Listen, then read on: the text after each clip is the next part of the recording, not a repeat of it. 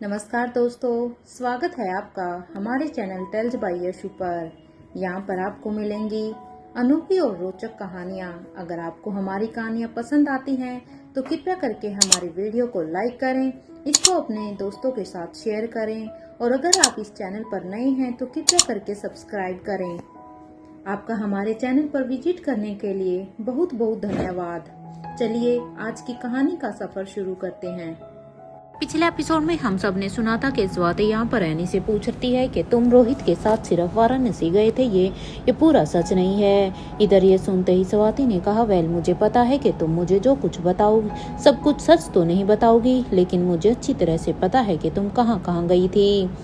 ये बात मुझे कैसे पता चल सकती है? ये सुनते ही बहनी कहती है, बॉस आप मेरे अंदर के स्टोरेज डिवाइस को चेक करेंगी। इस बात पर स्वाति कहती है, इसके अलावा कोई रास्ता नहीं है मेरे पास। अब वो दोनों यहाँ पर बातें ही कर रही थी कि तभी अब यहाँ पर एनी कहती है, निका मैडम का मुझे मैसेज आया है, वो लोकेशन पूछ रही हैं। इस बात पर अब स्वाति कहती है कि ठीक है, उसे भी यहाँ पर बुला लो। वैसे भी राजमहल के फाउंडेशन डे आने वाला है, हमें उसकी भी तो तैयारियां करनी है। रोहित ने भी कहा था ना कि इस बार दुश्मन शांति से बिल्कुल भी नहीं बैठेंगे। इस बार दुश्मन बौखलाए हुए होंगे। उन सभी के दिमाग में कुछ ना कुछ तो चल ही रहा होगा। इस बात पर अब यहाँ पर एनी कहती है, बॉस आपको क्या लगता है अब तक क्या उन लोगों को पता चल गया होगा कि हमने जो कुछ भी किया है? मेरा मतलब उन लोगों के साथ हमने जो किया है, क्या अब तक ये खबर उन तक पहुंच चुकी होगी? इस बात पर अब स्वाति कहती है, पहले मुझे पता तो चले कि तुमने और रोहित ने किया क्या है, उसके बाद ही मैं कुछ बता सकती हूँ, क्योंकि मुझे तो अभी इसके बारे में पूरी तरह से सच भी नहीं पता है। यहाँ पर ये दोनों बात ही कर रहे थे कि तभी यहाँ पर एनी का फोन बजने लगता है। इधर एनी जब अपने फोन की तरफ देखती है तो जॉन उसे कॉल कर रहा था।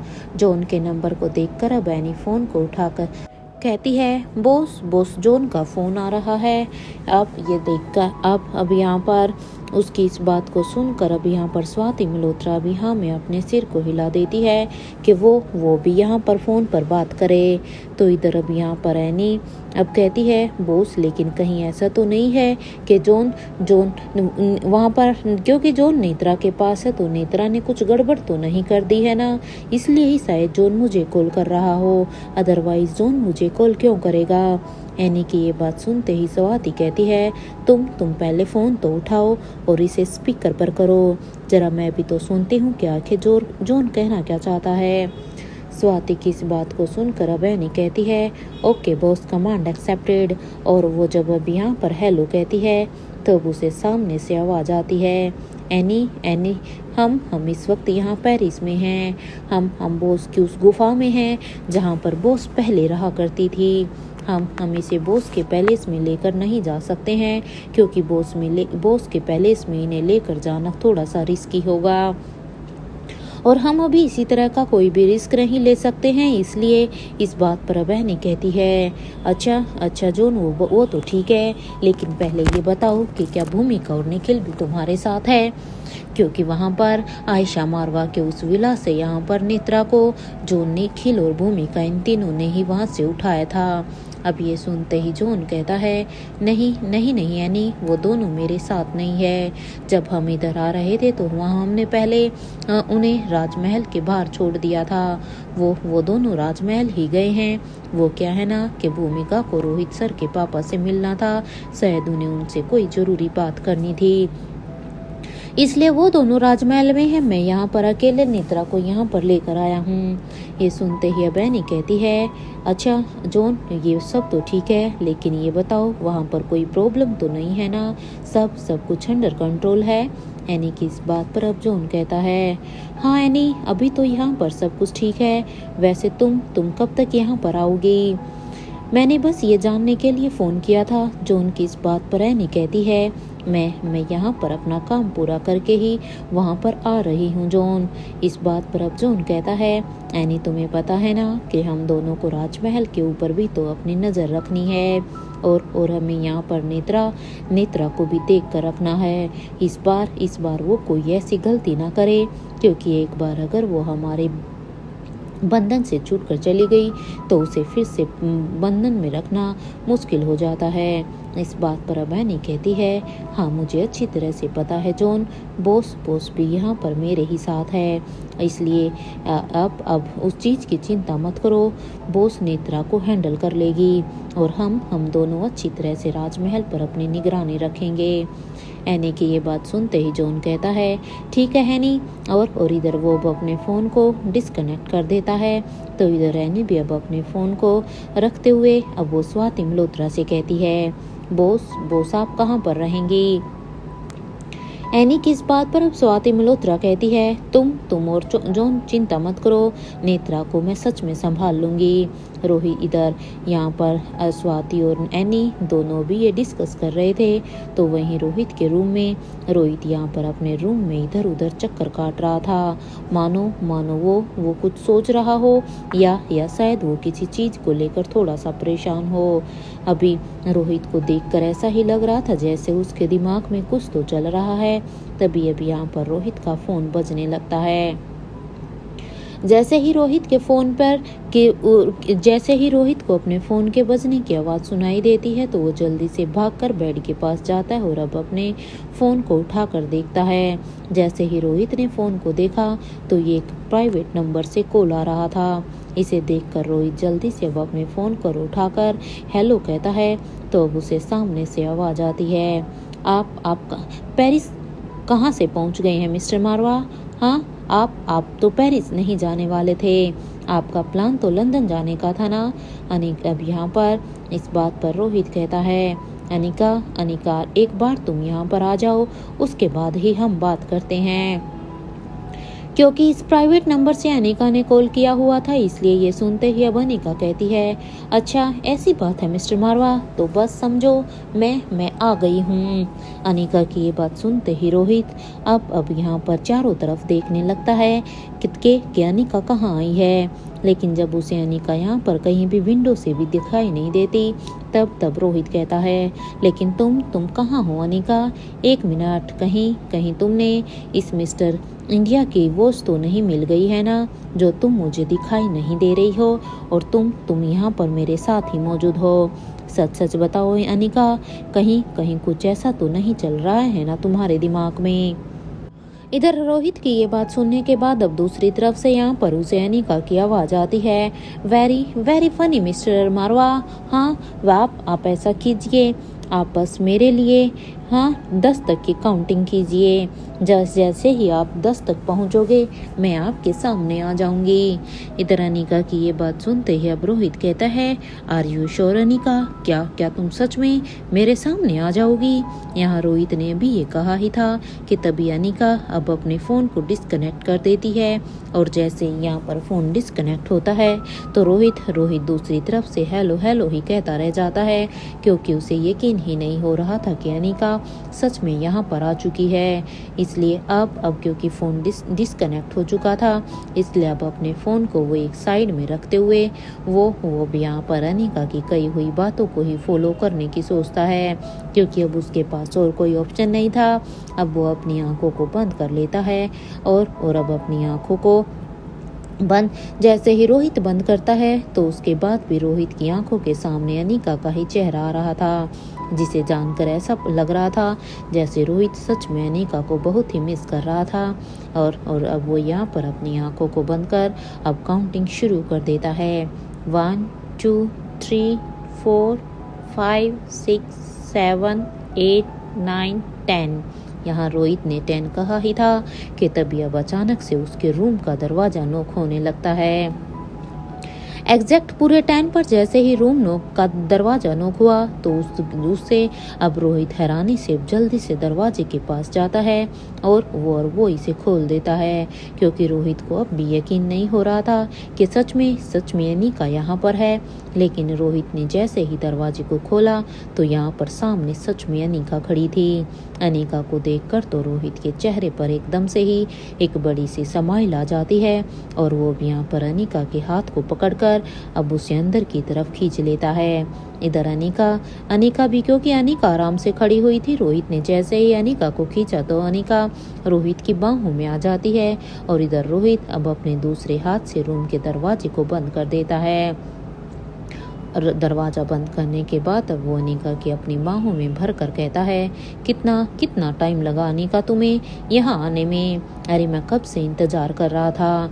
रोहित की इस बात पर अनिका कहती है, वो सब तो ठीक है मिस्टर मारवा, लेकिन आप थे कहाँ पर? प्लीज़ पहले मुझे ये सब कुछ बताइए। अब अनिका की ये बात सुनते ही रोहित अब अनिका को एक फोरहेड किस करता है और वो दोनों भी यहाँ पर एक दूसरे के साथ बातें करने में लग जाते हैं।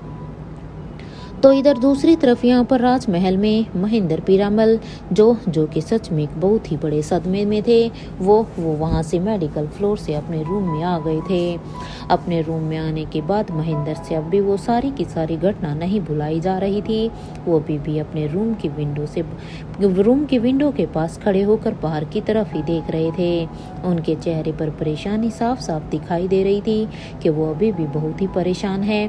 उनके दिमाग में यहाँ पर एक उथल पुथल मची हुई थी। इधर महेंद्र अब अपने ख्यालों में ही चले जाते हैं। अब महेंद्र उन पलों के बारे में सोचने लगते हैं जब वो वहां पर बेसमेंट में गए थे। धनंजय से कहने के बाद महेंद्र अकेला ही बेसमेंट में गया था। महेंद्र जैसे ही यहाँ पर बाहर गार्डन में आते हैं तो वहाँ का नज़ारा देखकर तो पहले से ही उनके होश उड़ गए थे, क्योंकि वो टेरेस पर महेंद्र के साथ ऊपर से सब कुछ दूर से देख रहे थे, लेकिन पास से देखकर उसके होश और भी उड़ गए थे। और ये सब देखकर अब वो यहाँ पर बेसमेंट की तरफ जाने लगते हैं।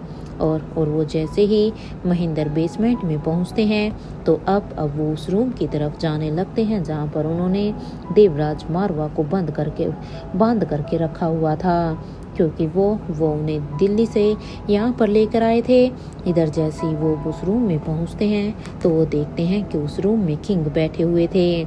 किंग को यहाँ पर देखकर अब महेंद्र की सच में हैरानी का ठिकाना ही नहीं था, क्योंकि अपने सामने साक्षात किंग को देखकर अब महेंद्र पहले से ही काफी डर गया था।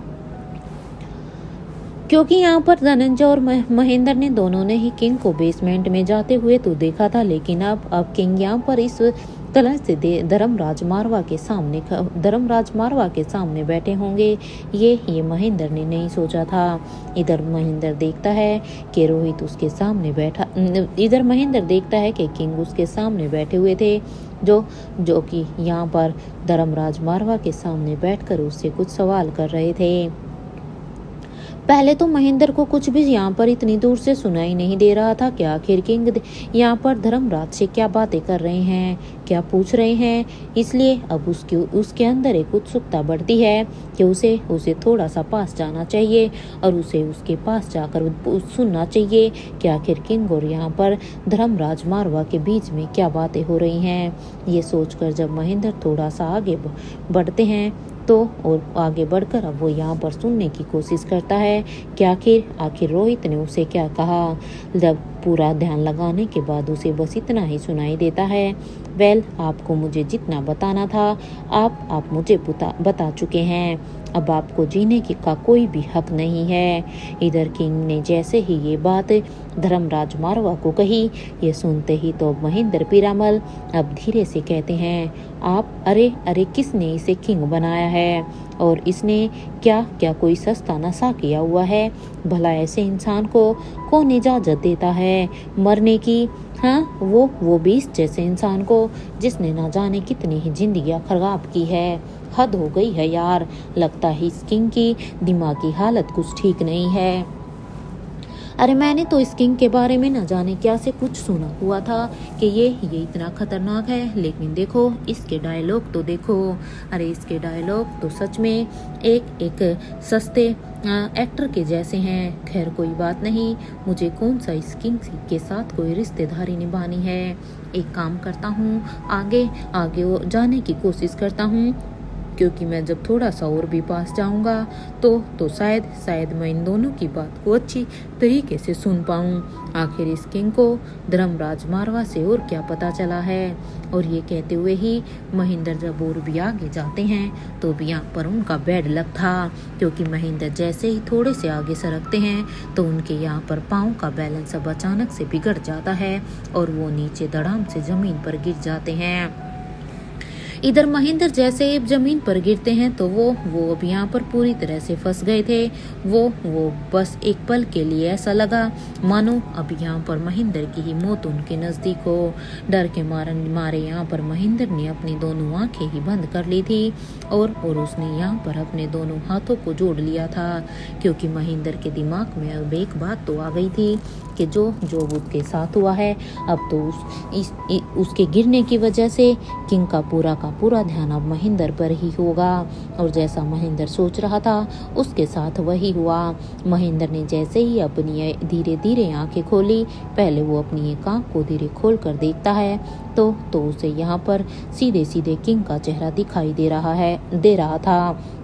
अब एक पल के लिए तो वो अपनी दोनों आंखों को फिर से बंद कर लेता है, लेकिन अब थोड़ी सी हिम्मत करते हुए वो अपनी दोनों आंखों को खोलता है और अपने दोनों ही हाथों को जोड़कर कहता है, मैंने कुछ नहीं किया है और ना ही मैंने कुछ भी सुना है। प्लीज़ मुझे माफ़ कर दीजिए, मैं यहाँ पर गलती से आ गया। यहाँ पर महेंद्र ने इतना कहा ही था कि तभी वो अपनी एक आँख को अब फिर से खोलकर जब सामने देखता है तो उसके सामने भी यहाँ पर 3 लोग खड़े थे। अब उन तीनों के हाथ में यहाँ पर गन थी और इन तीनों ने ही यहाँ पर इस गन को महेंद्र की तरफ ताना हुआ था। अब तो महेंद्र की ओर भी सीटी पीटी गुल हो गई थी। अब तभी उनमें से एक शख्स जो कि अब्दुल था, लेकिन ये अब्दुल है इस बात से खुद महेंद्र भी अनजान था।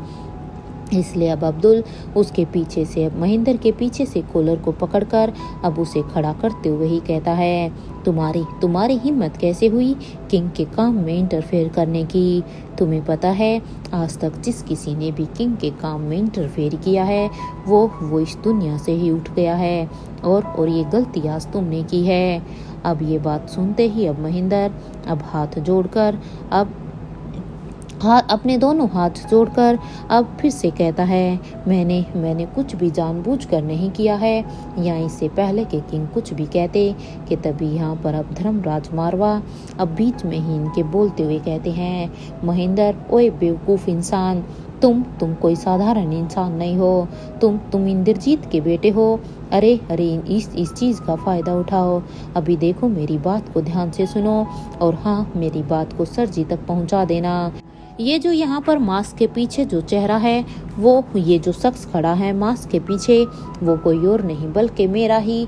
अभी यहाँ पर धर्मराज मारवा ने इतना ही कहा था कि तभी वो अपने कोई भी शब्द आगे बोल पाते उससे पहले किंग ने अभी पीछे मुड़कर अपनी रिवॉल्वर जो उन्होंने यहाँ पर महेंद्र की तरफ सानी हुई थी उसी रिवॉल्वर से ही वो धर्मराज मारवा के दोनों ही आंखों के जस्ट बीचों बीच निशाना लगा देते हैं। अब यहाँ पर किंग ने ये काम बहुत ही जल्दी से किया था बिना एक सेकंड का वक्त गवाए और अब वो यहाँ पर फायर कर देते हैं। ये देखकर तो अब महेंद्र को एक शौक लगता है। उसे देखकर तो सच में अब ऐसा लग रहा था कि मानो महेंद्र को काटे तो उसमें खून ना हो। और वो कभी यहाँ पर धर्मराज मारवा को देख रहा था तो कभी किंग को देख रहा था। अब यहाँ पर चिराग अब महेंद्र की बाजू में अब अपने एक हाथ को डाल देता है तो वहीं उसकी दूसरी बाजू में अब्दुल अब उस हाथ को डाल देता है। और अब यहाँ पर ये सब नज़ारा देखकर अब अब्दुल और चिराग दोनों ही अब महेंद्र को थोड़ा सा हवा में उठा लेते हैं और उसे उस रूम से बाहर लेकर जाने लगते हैं, क्योंकि चिराग और अब्दुल को अच्छी तरह से पता था कि यहाँ पर अब महेंद्र का रहना बिल्कुल भी सुरक्षित नहीं है, क्योंकि उन्होंने अब ये तय था कि धर्मराज मारवा तो अब मर चुका था लेकिन उसकी बॉडी को वैसे ही डिस्ट्रॉय करना था जैसे बाकी 3 की हुई थी। इसलिए उन्हें जल्द से जल्द यहाँ से निकलना था, इसलिए वो महेंद्र को यहाँ पर अपने साथ बाहर लेकर आ गए थे। तो वहीं महेंद्र को जब वो लोग लेकर आ रहे थे तो महेंद्र कभी चिराग को कहता है मुझे छोड़ दो, तो कभी कभी अब्दुल को। इधर महेंद्र के पाँव हवा में ही लटके हुए थे और वो अब अपने पाँव को चलाते हुए ही कहता है देखो भाई, मुझे छोड़ दो, मेरा यकीन करो, मैंने कुछ भी नहीं सुना है और ना ही मैंने कुछ किया है। इधर अब महेंद्र की इन बातों से सच में चिराग और अब्दुल दोनों काफ़ी इरिटेट हो चुके थे। ये सुनते ही अब चिराग और अब्दुल दोनों ही अब उसे दीवार के पास ले जाकर खड़ा कर देते हैं और उसके दोनों ही हाथों को अच्छी तरह से कस कर पकड़ लेते हैं। और इधर महेंद्र अभी भी उनसे रिक्वेस्ट कर रहा था कि वो उसे छोड़ दें।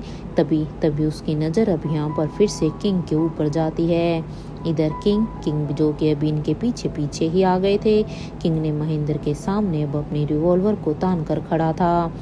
किंग ने यहाँ भी महेंद्र के ऊपर अपनी रिवॉल्वर तानी हुई थी। जैसे ही किंग ने महेंद्र के ऊपर अपनी रिवॉल्वर तानी तो महेंद्र और भी डर गया था, क्योंकि महेंद्र के लिए तो इतना ही काफ़ी था। उसने अभी यहाँ पर अपनी आंखों के सामने धर्मराज मारवा की मौत होते हुए देखी थी और यहाँ पर साथ के साथ किंग का निशाना भी कि तभी अब यहाँ पर रोहित अब सच में बिना कुछ बोले ही एक और फायर कर देता है। बंदूक के चलने की गोली की आवाज को सुनकर तो महेंद्र अब यहाँ पर डर के मारे अपनी आंखें ही बंद कर लेता है। इधर कुछ ही वक्त के बाद जब उसे कुछ भी एहसास नहीं होता, कोई भी दर्द महसूस नहीं होता, तो वो यहाँ पर फिर से डरते डरते अपनी धीरे धीरे आंखों को खोलता है। जैसे ही महेंद्र की आंखें पूरी खुलती है तो वो देखता है कि वो गोली जो अभी यहाँ पर किंग ने चलाई थी वो भी उसे कहीं पर भी नहीं लगी थी, बल्कि वो भी उसके सिर के ऊपर से गई थी। इसलिए वो अपने मन में ही कहता है पक्का सच में इस किंग ने कोई सच में सस्ता नशा किया हुआ है। अरे क्या मैं इन लोगों के लिए नॉन लिविंग थिंग हूँ जो ये मेरे ऊपर शूटिंग प्रैक्टिस कर रहे हैं। इतना ही शूटिंग प्रैक्टिस का शौक है तो कहीं और जाके करे ना। अरे किंग, सत्यानाश हो तेरा। यहाँ महेंद्र ये किंग के बारे में ये सब सोच ही रहा था कि तभी किंग ने अब उसके दोनों ही पाँव के बीच में फायर किया। जैसे ही अब यहाँ पर महेंद्र के दोनों ही पाँव के बीच में नीचे जमीन पर फायर हुआ, इससे महेंद्र तो और भी डर जाता है और महेंद्र के डर को और भी ज़्यादा बढ़ा दिया था। इधर रोहित और अब महेंद्र के कान में जाकर अब एक रोबीली सी आवाज में कहता है यहाँ पर जो कुछ भी तुमने देखा है ना, उसे देखने के बाद अपना मुंह बंद रखना, वरना अभी देखा ना धर्मराज मारवा के साथ क्या हुआ है, वही हाल तुम्हारे साथ भी होगा। यहाँ पर रोहित ने जैसे ही ये कहा था कि तभी अचानक से महेंद्र की नज़र जब यहाँ पर धर्मराज मारवा के ऊपर जाती है तो वो देखते हैं कि उनके हाथ अब जलने लगे थे। अपने आप ही उनके हाथों में अब धुआं उठने लगा था और धीरे धीरे कुछ ही देर में अब उनके पूरे के पूरे शरीर में अपने आप ही आग लग जाती है। और इसे देखकर अब महेंद्र और भी हैरान था। उसे समझ में नहीं आ रहा था कि ये सब हो क्या रहा है, क्योंकि किंग ने तो बस उसके माथे में गोली मारी थी और जी यहाँ पर देखते ही देखते वहाँ पर एक जोर का ब्लास्ट हो जाता है। उस ब्लास्ट की आवाज़ इतनी ज़्यादा थी, ये देखकर तो महेंद्र अब वहीं पर ही बेहोश होकर गिर जाता है। इधर जैसे ही महेंद्र वहां पर बेहोश होकर गिरते हैं तो यहाँ पर अब्दुल और चिराग दोनों ही अब उसे उठाकर बेसमेंट से बाहर लेकर चले जाते हैं, क्योंकि महेंद्र को उन्हें यहाँ पर छोड़ना बिल्कुल भी ठीक नहीं था। और अब उन्हें वहां पर बाहर लेटाकर अब वो वापस अंदर आ जाते हैं। इधर अपने ख्यालों से बाहर आते हुए ही अब महेंद्र कहते हैं बाप रे बाप, इसे कहते हैं खाया पिया कुछ नहीं और गिलास तोड़ा 12 आना। अरे किंग के बारे में कुछ पता तो चला नहीं, मुझे उल्टा उस किंग ने ही मेरी हालत ही खराब कर दी। अरे उस पल तो ऐसा लग रहा था जैसे मैंने खुद किंग से दुश्मनी ले ली हो। क्या निशाना है यार उसका। लेकिन वो धर्मराज मारवा वो क्या कह रहा था, क्या कहने की कोशिश कर रहा था। क्या उस किंग क्या उस किंग का सच में धर्मराज मारवा के साथ कोई रिश्ता है? क्या वो यही कहना चाहता था? अगर ऐसा हुआ तो ये किंग फिर तो सच में मारवा फैमिली का ही होगा, जो अभी तक किसी को नहीं पता। अब तो सच में मुझे मारवा परिवार की हिस्ट्री ही निकालनी होगी, ये पता लगाने के लिए कि आखिर मारवा परिवार में किंग कौन है। या महेंद्र अभी अपनी ही सोच में थे कि तभी अब उनके रूम का दरवाजा नॉक होने लगता है। इधर किंग क्योंकि महेंद्र खुद इतने बुरे ख्याल में थे, जैसे ही दरवाजा नॉक होया तो एक पल के लिए तो महेंद्र फिर से डर जाता है, मानो अभी एकदम से ही उसके सामने फिर से किंग आ गए हो। लेकिन अब अपनी सांसों को धीरे धीरे कंट्रोल करते हुए महेंद्र जब दरवाजे के पास जाकर उसे खोल देते हैं तो सामने एक सर्वेंट खड़ा हुआ था। उस सर्वेंट को देखकर अब महेंद्र कहते हैं, क्या हुआ है? इस बात पर अब वो सर्वेंट कहता है, सर वो बड़ी रानी को होश आ चुका है और धनंजय सर आपको वहीं पर बुला रहे हैं। अब उस सर्वेंट की ये बात सुनते ही महेंद्र कहता है, ये तो अच्छी न्यूज़ है। और ये कहते हुए ही वो भी यहाँ पर सीधा ही मेडिकल फ्लोर की तरफ जाने लगते हैं। इधर कुछ ही देर के बाद जैसे ही वो मेडिकल फ्लोर पर जाते हैं तो वो देखते हैं कि सभी वहाँ पर पहले से ही आ चुके थे। सभी को यहाँ पर पता चल चुका था कि रेवती यानी बड़ी रानी को होश आ गया है। इधर जैसे ही डॉक्टर अब उनके कमरे से बाहर आते हैं तो यहाँ पर डॉक्टर को देखने के बाद अब यहाँ पर रानी साहिबा अब डॉक्टर से कहती हैं, जी वो अब हमारी रानी माँ कैसी है? क्या हम अब अपनी रानी माँ से मिल सकते हैं? अब आलिशा ने ये कहा था कि इस बात पर अब डॉक्टर आलिशा से कहते हैं, जी रानी साहिबा आप मिल तो सकते हैं, हमें कोई एतराज़ नहीं है, लेकिन वो क्या है ना कि वो अभी आपसे नहीं मिलना चाहती। डॉक्टर की इस बात को सुनकर अब आलिशा कहती है, व्हाट डू यू मीन? आप कहना क्या चाहते हैं? साफ साफ कहिए। अब डॉक्टर क्योंकि अच्छी तरह से जानता था कि वो किससे बात कर रहा है, वो इस देश की रानी से बात कर रहा था, इसलिए वो हिचकिचाते हुए कहता है, माफ़ कीजिएगा रानी साहिबा, लेकिन उन्होंने साफ साफ मना किया है कि वो आपसे नहीं मिलना चाहती, बल्कि वो अपने दोनों भाइयों को बुला रही है, वो बस उन दोनों से अभी मिलना चाहती है। जैसे ही डॉक्टर ने ये कहा तो यहाँ पर आलिशा के कदम तो एकदम से ही लड़खड़ा गए थे कि उनकी रानी माँ उनसे बात नहीं करना चाहती। एक पल के लिए तो वो यहाँ पर अपना बैलेंस सा खोने लगती है, उन्हें भी यहाँ पर बहुत बुरा लगता है। तो वहीं ये सब सुनने के बाद और देखने के बाद धनंजय अच्छी तरह से समझ जाते हैं कि जो रेवती कभी किंग को लेकर छोटी माँ की बातों में नहीं आई थी, अरे छोटी माँ ने न जाने किंग के बारे में रेवती के कानों में क्या कुछ भरा था, लेकिन उसने कभी उसकी बातों को नहीं सुना था, बल्कि उस समय पर स्वाति किंग की बातों में आ गई थी। आज वही रेवती आलिशा को लेकर उनकी बातों में आ चुकी है। जरूर जो भी कुछ हुआ है ये छोटी माँ की वजह से ही हुआ है, ये उन्हीं की बातों का किया हुआ असर है। यहाँ धनंजय इधर अपनी ही सोच में थे, उन्हें अब आलिशा के लिए बहुत ही बुरा लग रहा था कि तभी अब महेंद्र उनके कान में कहते हैं, भाई लगता है जाते जाते भी माँ अपना काम पूरा करके गई है। अरे हमें जिस बात का डर था वही हुआ, उन्होंने रेवती के मन में जहर घोल दिया है। हमें कुछ करना होगा इससे पहले कि यहाँ पर मामला पूरी तरह से हाथ से निकल जाए। महेंद्र की इस बात को सुनकर अब धनंजय कहते हैं, हम अभी कुछ नहीं कर सकते हैं महेंद्र, एक काम करते हैं, चलो पहले हम रेवती से मिलते हैं। और ये कहते हुए ही वो दोनों ही बंदर की तरफ जाने लगते हैं। तो वहीं उन दोनों के जाने के बाद वहीं आलिशा की अब यहाँ पर बिल्कुल ही जैसे एकदम से ही टूट चुकी थी। इधर आलिशा के कंधे पर अब अपना हाथ रखते हुए अब आकाश कहता है, तुम ठीक हो ना आलिशा? आकाश की ये बात सुनते ही अब आलिशा कहती है, नहीं आकाश, हमारी रानी माँ हमसे नाराज है, हमने कुछ किया है क्या? अरे हमारी रानी माँ हमसे ऐसे कैसे नाराज हो सकती हैं? हमारा मतलब है कि क्या हमसे कोई गलती हुई है जिसकी वजह से वो हमसे मिलना नहीं चाहती? आलिशा की इस बात पर अब आकाश कहता है, नहीं आलिशा, ऐसा कुछ भी नहीं है, मेरे ख्याल से तो तुमसे कोई भी गलती नहीं हुई है, और वैसे भी तुमसे भला कोई गलती कैसे हो सकती है? तुम अभी ज़्यादा सोच रही हो, देखो अभी ज़्यादा मत सोचो, उन्हें अभी भी होश आया है ना, तो तुम्हें उन्हें थोड़ा सा टाइम देना होगा, क्योंकि जैसे जैसे ही थोड़ा सा टाइम गुजरेगा वो खुद ब खुद आपसे बात कर लेंगी। इधर ये सुनते ही आलिशा अब आकाश के सामने एक छोटी सी स्माइल कर देती है और अब वो अपने मन में कहती है, हमारी रानी माँ हमसे नाराज़ है, हमें उनकी नाराज़गी को दूर करना ही होगा, वरना आज से पहले तो हमारी रानी माँ ने कभी भी ऐसा नहीं किया। हम ज़रूर इसके पीछे कोई ना कोई वजह है, ज़रूर कोई ऐसी बात हुई है जो मेरी रानी माँ के दिल में उन्हें ठेस पहुँचा रही है।